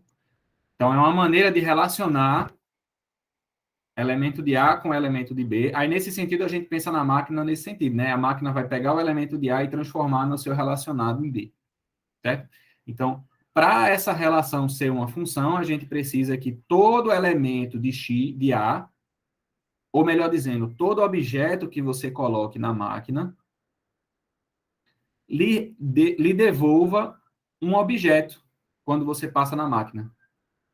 Então, não é admissível que você coloque um elemento de A na máquina e a máquina não retorne nada. A máquina engula aquele objeto. Não é admissível para que isso seja uma função. Então, se isso é uma função, todo elemento de A vai lhe retornar algum outro elemento quando passar dentro da maquininha. Certo? Vai sair um Y do outro lado. E, na verdade, eu botei essas duas propriedades juntas. Esse Y é único, indicando que se eu coloco o mesmo objeto na máquina de novo, essa máquina ela tem que me dar o mesmo resultado do lado direito. Certo? Se eu boto o mesmo objeto X, o resultado vai ser o mesmo objeto Y. Então, é nesse sentido. Tá?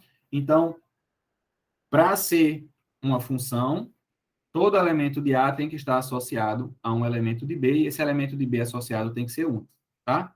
Usando uma ferramenta chamada diagrama de Venn para relacionar funções, tá? Eu posso descrever essa propriedade assim, né? Aqui eu tenho o conjunto A, aqui eu tenho o conjunto B. A minha função relaciona A com B nesse sentido, né? De A para B. Eu posso dar esse nome aqui, se eu quiser. O nome da minha máquina é F. E aí, o que é que significa essa propriedade? Significa que quaisquer que sejam os elementos que tem aqui, todos têm que estar relacionados com alguém aqui. Todos. Não podem existir elementos desse tipo, que não estão relacionados com ninguém do lado direito. Então, para que isso seja uma função, todo elemento daqui tem que estar relacionado com algum de cá. E não pode também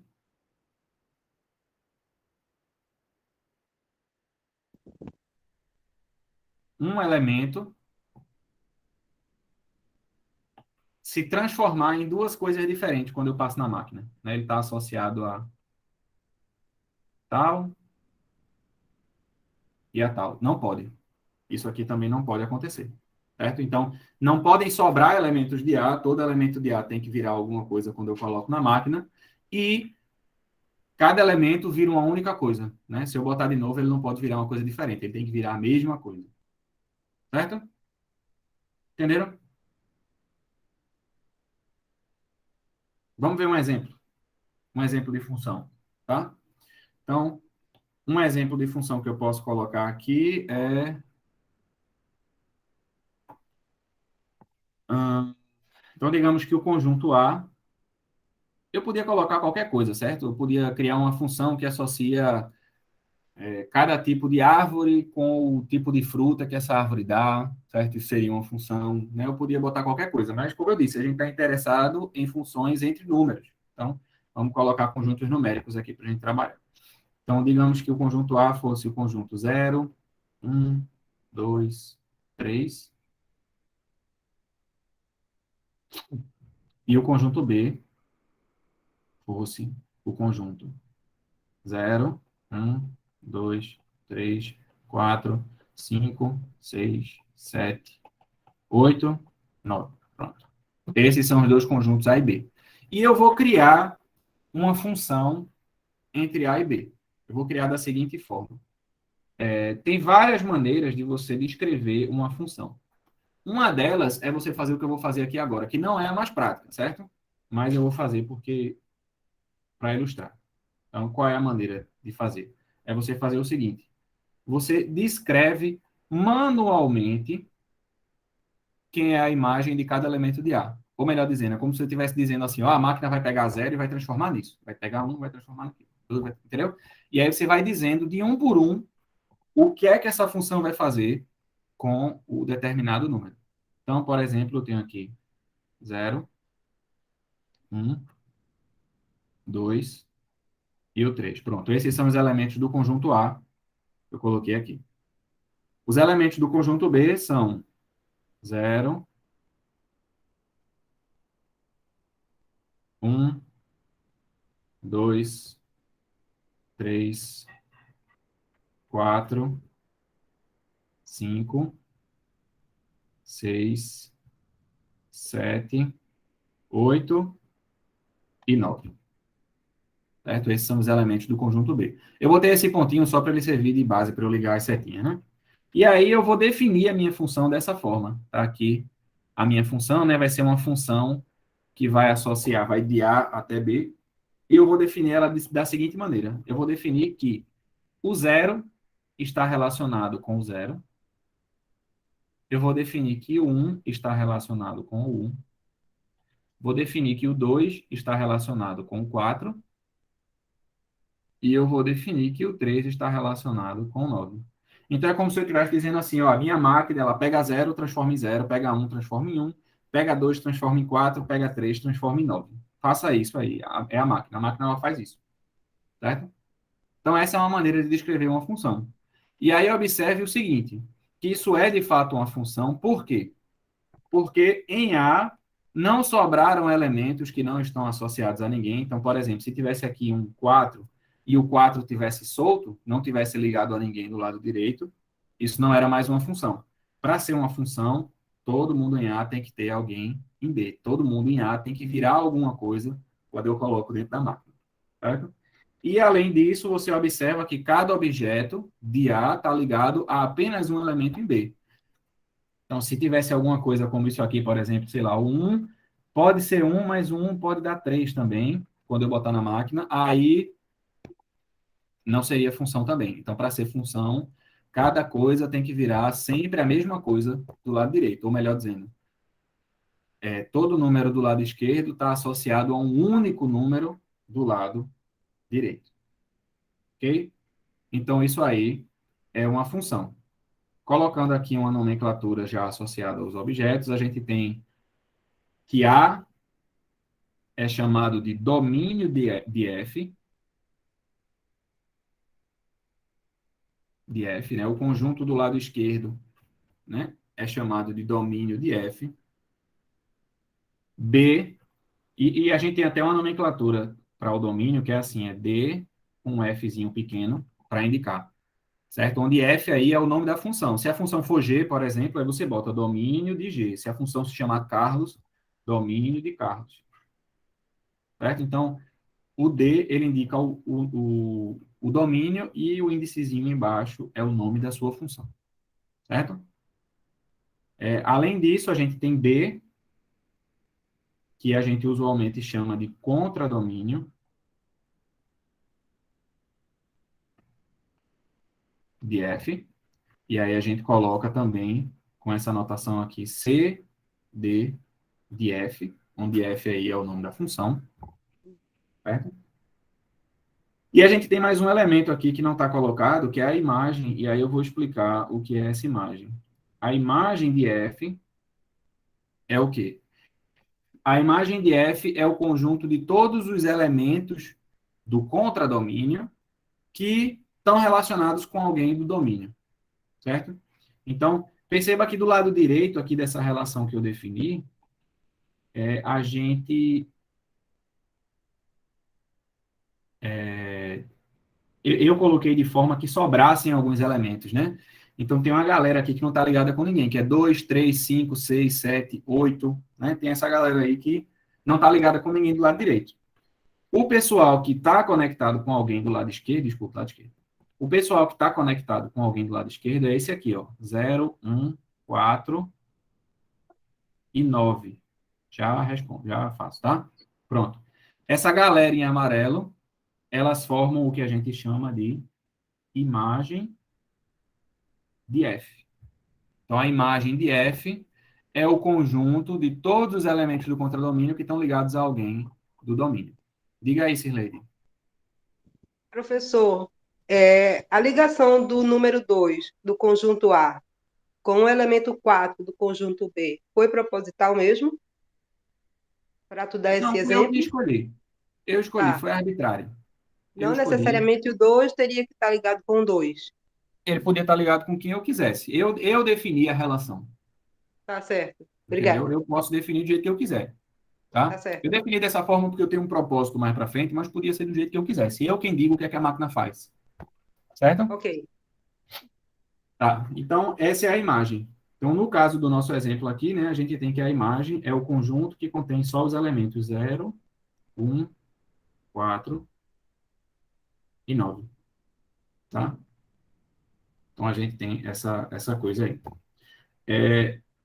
Geralmente, para não ter que escrever isso aqui, tudo, a gente costuma se referir à função dessa forma, f de A, f dois pontos. Para quem já viu alguma coisa de programação, sabe que dois pontos, em geral, no computador significa definir alguma coisa, né? Então, esses dois pontos, ele tem esse propósito aí. F é a função definida de A em B, né? Para dizer que F pega elementos do conjunto A e manda em elementos do conjunto B, certo? E aí, algumas vezes, a função ela pode ter alguma expressão associada, certo? Eu posso definir a função dessa forma aqui que eu fiz, mas eu poderia também, ao invés de fazer isso, eu dizer uma expressão que permitisse validar o resultado da minha função. No caso dessa aqui, eu não sei se vocês perceberam, mas ó, o zero, ele está sendo mandado no zero, que é igual a zero ao quadrado, certo? Geralmente, esse objeto que é mandado no zero, a gente indica ele assim, por f de zero. Então, o que é f de zero? É o resultado que eu obtenho quando eu coloco zero na máquina, né? Quando eu coloco zero em f. Aí, quem é que está associado a zero por f? No caso aqui é o zero, que é zero ao quadrado. Associado ao 1, a gente tem o f de 1, né? Que é quem está do outro lado da seta. Então, associado ao 1, eu tenho o 1, que é 1 ao quadrado. Associado ao 2, eu tenho o f de 2. Então, o f de 2 é o elemento que está ligado ao 2 pela relação, que no caso aqui é 4. Quem está ligado ao 2 é o 4, que é 2 ao quadrado. E a mesma coisa no 3, né? Quem está ligado ao 3, que a gente usa essa notação aqui, né? F de 3, é o 9, que é 3 ao quadrado. Eu botei proposital dessa forma. Porque aí eu ganho, nesse caso específico, né? Não são todos os casos que a gente pode fazer assim, mas nesse caso específico a gente consegue uma relação, né? Uma expressão algébrica, uma fórmula, para dizer assim, ó, se eu quero saber quem é o f de um número x, basta eu colocar esse número x na expressão e eu encontro, certo? Nesse caso da gente, a expressão é essa aqui. É f de x igual a x ao quadrado. Então, eu tenho essa maneira também de me referir à função, dizendo não exatamente qual é, que número está relacionado com o quê, mas dizendo assim, ó, esse é o domínio, tá aqui o domínio, esse é o contradomínio. E a sua função ela vai fazer o seguinte, ela vai pegar todo mundo do domínio e elevar ao quadrado. E aí, se você quer saber o f de algum elemento, você coloca esse elemento no lugar de x. Quem é o f de zero? F de zero é zero ao quadrado. Quem é f de 1? F de 1 é 1 ao quadrado, e por aí vai. Certo? Então, essa maneira, embora ela seja um pouco mais restrita do que a outra, ela é mais prática, certo? Por que ela é mais prática? Porque lembra que a gente vai fazer aqui coisas com funções reais. Então, o nosso interesse são funções em que o domínio é o conjunto dos números reais. E o conjunto dos números reais tem muito número, né? São infinitos números. Então, eu não vou poder simplesmente sair pegando de um por um e ligando uma setinha dizendo qual é o f de cada um. Então, o nosso caso de interesse vai ser justamente as funções que a gente pode definir através de uma expressão bonitinha como essa, né? Então, eu vou ter uma expressão que me diz assim, ó, se eu quero saber, através dessa função, qual é a imagem de determinado número, é só colocar esse número no lugar de x, certo? E aí, de posse disso, a gente pode combinar algumas coisas. Como assim? Ora, se a gente vai pensar em função através da expressão algébrica, agora da fórmula dessa expressão, a gente pode trabalhar com algumas práticas que facilitem para a gente não precisar ficar falando muita coisa há muito tempo, a todo tempo. Então, a gente sabe que a função precisa de um domínio e de um contradomínio para ela estar bem definida, né? Então, eu preciso, sempre que eu defino uma função, eu preciso dizer assim, o domínio é tal e o contradomínio é tal, para que eu saiba quais são as coisas que eu coloco na minha máquina, né? Quais são as coisas que eu coloco na minha função, tá? Mas por uma questão prática, para a gente não estar tendo que ficar o tempo inteiro dizendo, eita, mas qual é o domínio dessa função? A gente vai definir o seguinte. A gente vai combinar o seguinte, que dada função f, e aí eu vou colocar ela dada pela expressão, tá? Y igual a f de x. Então, digamos que eu tenha uma expressão para a minha função f, certo? Então, o domínio de f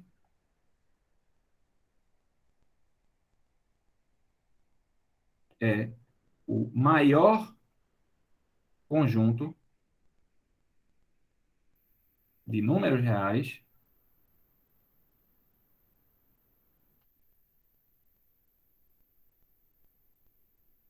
para o qual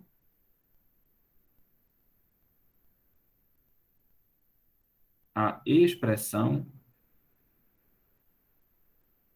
de f está bem definida.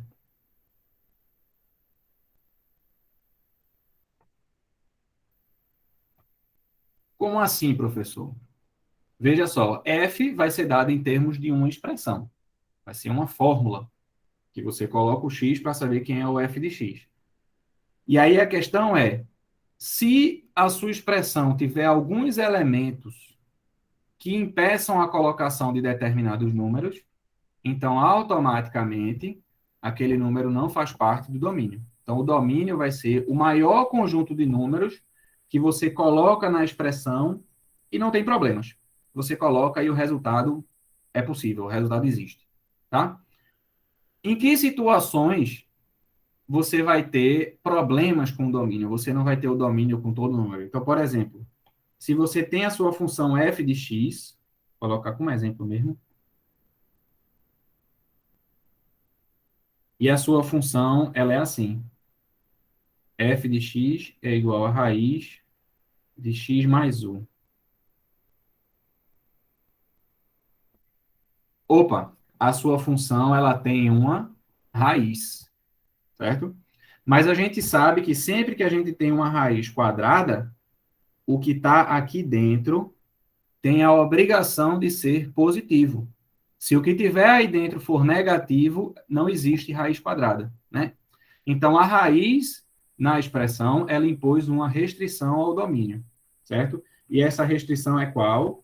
A restrição é que o que está dentro da raiz deve obrigatoriamente ser maior ou igual que zero. Então, o domínio,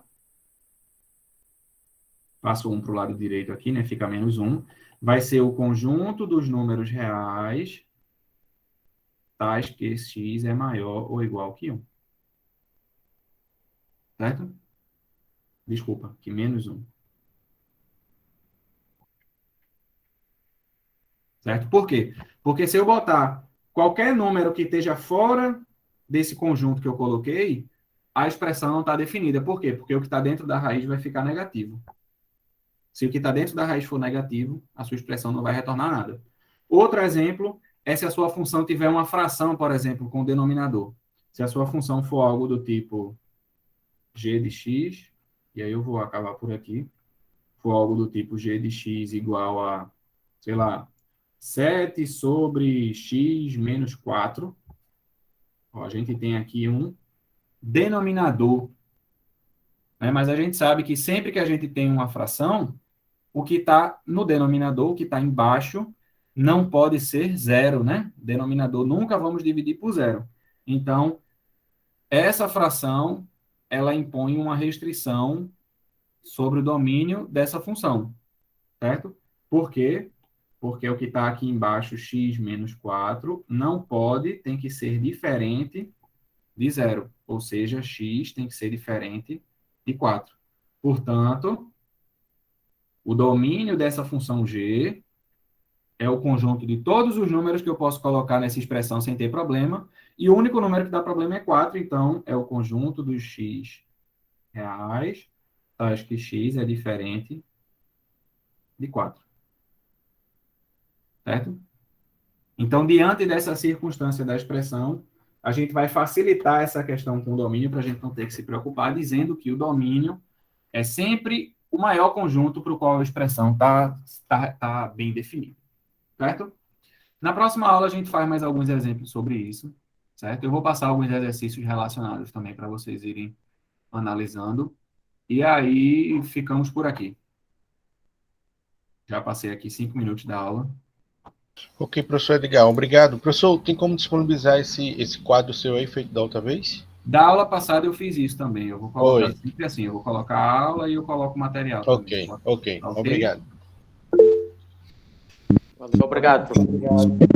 Semana, bom carnaval.